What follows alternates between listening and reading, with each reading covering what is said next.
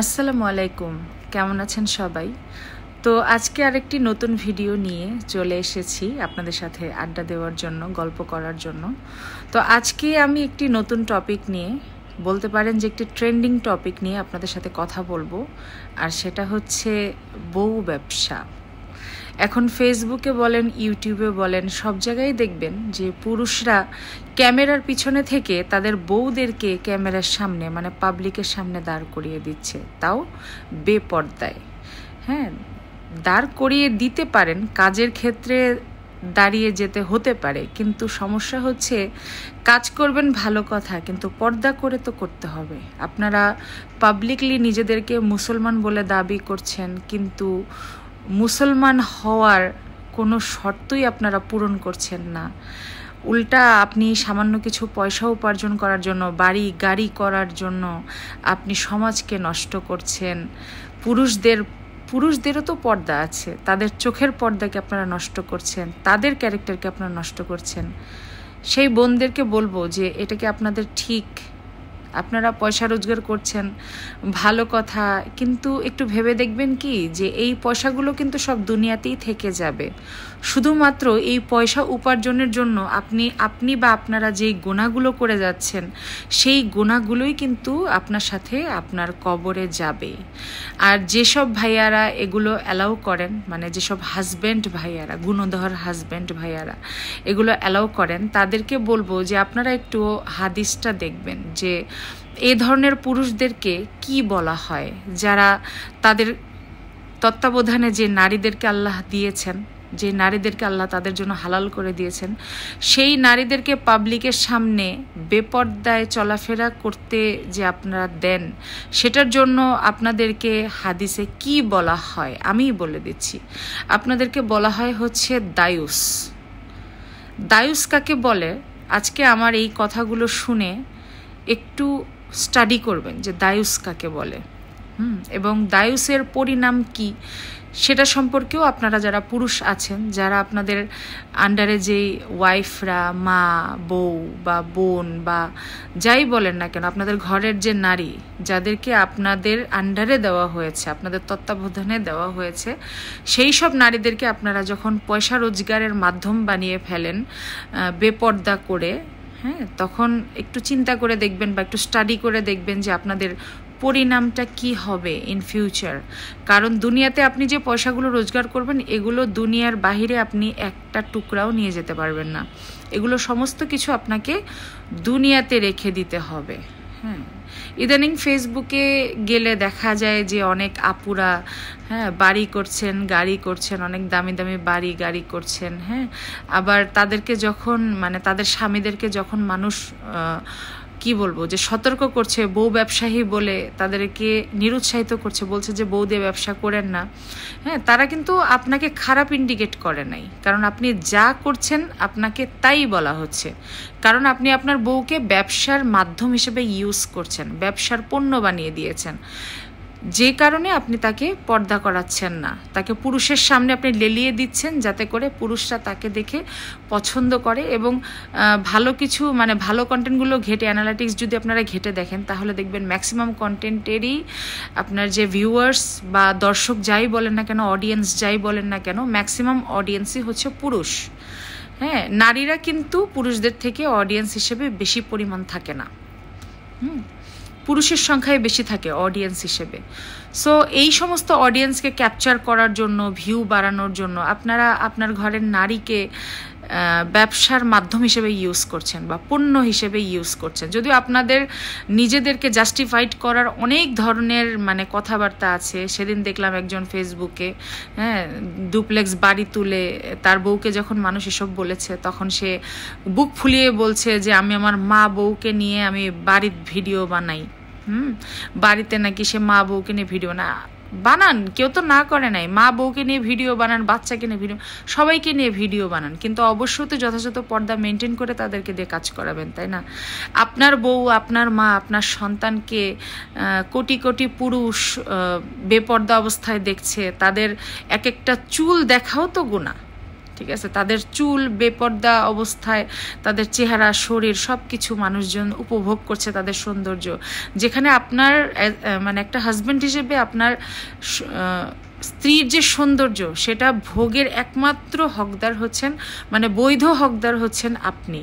অথচ আপনি স্বামী হয়ে, বড় ভাই হয়ে, বাবা হয়ে, হ্যাঁ, শ্বশুর হয়ে, বা যাই বলেন না কেন, একটা পুরুষ হয়ে আপনি সেই সমস্ত আপনার আন্ডারে যে নারীগুলো আছে তাদেরকে আপনি ভোগ্যপণ্য বানাচ্ছেন সমাজের সামনে। মানুষজন আপনার স্ত্রীকে দেখে আপনাকে পয়সা দিচ্ছে। বিষয়টা কি তাই হয়ে গেল না? আপনার স্ত্রীর সৌন্দর্য উপভোগ করছে এবং আপনাকে এই ভিউয়ের মাধ্যমে আপনি পয়সা পাচ্ছেন। তো বিষয়টা তো তাই হয়ে দাঁড়ালো যে বউ ব্যবসা করছেন। বউকে দিয়ে কাজ করবেন, ভালো কথা, আপনি বসে বসে খাবেন, সমস্যা নাই তো, কিন্তু বউকে পর্দা করিয়ে কাজ করান, যাতে করে আপনার বউকে মানুষ ভোগ্যপণ্য হিসেবে দেখতে না পারে, ভোগ্যপণ্য হিসেবে ব্যবহার না করতে পারে। কত হাজার হাজার কোটি কোটি পুরুষ আপনার ওয়াইফকে দেখে যে জেনা করছে, একটু চিন্তা করে দেখেন। আপনি তাদের জায়গায় নিজেকে বসিয়ে দেখেন যে আপনি যখন অবিবাহিত ছিলেন বা আপনি যখন আর 5টা নারীকে বেপর্দা অবস্থায় দেখতেন, আপনি তাদেরকে নিয়ে কি কি চিন্তা করতেন। ঠিক সেরকমই আপনার বেপর্দা ওয়াইফকে বা আপনার বেপর্দা মাকে বা অমুককে তমুককে দেখে আপনার মতোই 8-10টা পুরুষও ঠিক সেরকমই চিন্তা ভাবনা করে, বাজে চিন্তা ভাবনা করে। এবং এই প্রত্যেকটা জিনিসের দায়ভার কিন্তু আপনাকে একদিন নিতে হবে, কারণ আল্লাহ যদি জীবন দিয়ে থাকেন তাহলে উনি অবশ্যই প্রত্যেকটা কৃতকর্মের চুলচিরা হিসাব উনি আদায় করে নেবেন। এই দুনিয়াতে আপনি গলাবাজি করে, শরীরের জোর দেখিয়ে, টাকার জোর দেখিয়ে, মামা খালুর জোর দেখিয়ে অনেক কিছু দিয়ে নিজেকে জাস্টিফাইড করতে পারেন, কারণ এটা দুনিয়া, এখানে সব কিছু চলে। কিন্তু সৃষ্টিকর্তার কাছে এক চুল পরিমাণ এদিক সেদিক চলে না, কোনো দুর্নীতি চলে না, কোনো মামা খালু চলে না, কোনো টাকা পয়সা চলে না, কোনো পাপকে জাস্টিফাইড করা যায় না। তার কাছে পাপ পাপই। আপনি কোরআন সুন্নাহর বিপরীতে কাজ করবেন, সো সেটা পাপই হবে। আর আপনারা যেই টাকা দিয়ে, এই ধরনের পয়সা দিয়ে আপনারা বাড়ি গাড়ি করছেন, বিল্ডিং তুলতেছেন, বা আপনারা দামি দামি গাড়ি কিনছেন, তারা একটু মনে রাখবেন যে এই ধরনের টাকা পয়সা একটা পয়সাও আপনাদের হালাল না। সো এই ধরনের টাকা পয়সা আপনারা যারা খাচ্ছেন, তারা আপনারা পেটে আগুন পুড়ছেন, জাস্ট, আর কিচ্ছু না। তাদের কোনো ইবাদত বন্দিগি আল্লাহ কবুল করেন না, কারণ হারাম যে খায় তাদের একটা মানে ইবাদতও আল্লাহ কবুল করেন না। তাদের নামাজ, তাদের রোজা, যাই বলেন না কেন, তাদের মাথার উপর অবধি ওঠে না। তাহলে আপনি একবার চিন্তা করেন তো, দুনিয়াবি সুখের জন্য আপনি আল্লাহর নৈকট্য থেকে আপনি খারিজ হয়ে গেছেন, বা আপনাকে বহিষ্কার করে দেওয়া হয়েছে। আপনি যত কষ্ট করে নামাজ পড়েন, রোজা রাখেন, সেগুলোর 2 পয়সা মূল্য আল্লাহর কাছে থাকে না। কারণ কি? কারণ আপনি হারাম খান, কারণ আপনি কোরআন সুন্নাহ মোতাবেক জীবনযাপন করেন না, কারণ আপনি পাপ করেন অথচ সেটাকে জাস্টিফাইড করেন মানুষের সামনে।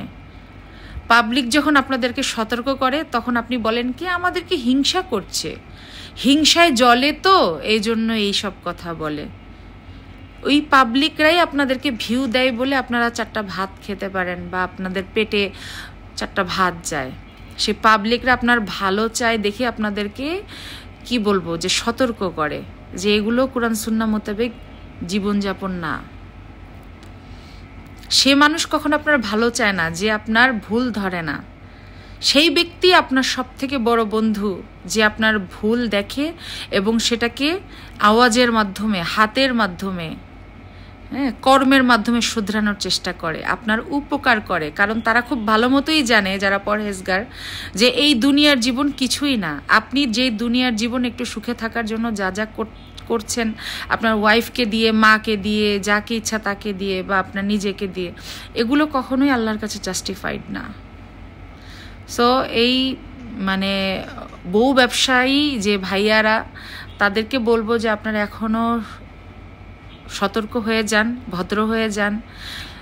আজকে বিল্ডিং করছেন, গাড়ি কিনছেন, ভালো কথা, বাট এগুলো আপনার কবরে যাবে না। আপনাকে কিন্তু একদিন কবরে যেতে হবে। বেশিরভাগ মানুষই মনেই করে না যে তারা মৃত্যুবরণ করবে, এবং মৃত্যুবরণ করার সাথে সাথে, কবরে যাওয়ার সাথে সাথে তাদের প্রত্যেকটা জিনিসের চুলচিরা হিসাব দিতে হবে। কারো সাথে অন্যায় করলেও দিতে হবে, কারো সাথে অন্যায় না করলেও দিতে হবে। প্রত্যেকটা জিনিসের ভালোর হিসাব ভালো মতো, খারাপের হিসাব খারাপ মতোই হবে। ঠিক আছে? আপনি যদি একটা চুল পরিমাণ নেকি করেন তাহলে সেটারও ফল আপনি পাবেন। আপনি যদি চুল পরিমাণ অন্যায় মানুষের সাথে করেন তাহলে সেটারও ফল আপনি অবশ্যই ভোগ করবেন। আবারও বলছি, দুনিয়াতে 2 নাম্বারই চলে, আল্লাহর কাছে 2 নাম্বারই চলে না। সো আমার একটাই কথা যে বউ দিয়ে ব্যবসা করেন না।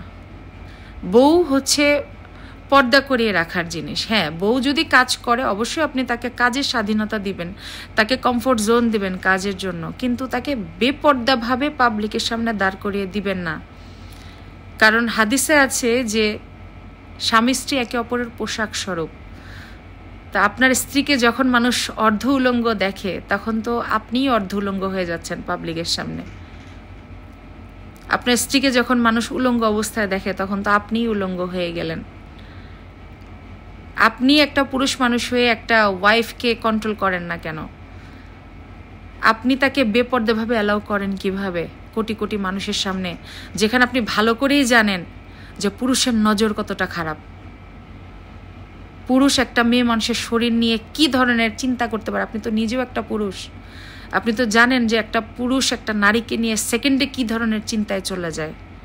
এগুলো জানার পরও আপনি নিজের ওয়াইফের, নিজের মায়ের, নিজের বোনের সম্ভ্রম রক্ষা কেন করবেন না? তাহলে তো আপনি দায়ুস, এবং দায়ুসের পরিণাম একটাই, সে কখনো জান্নাতি হবে না।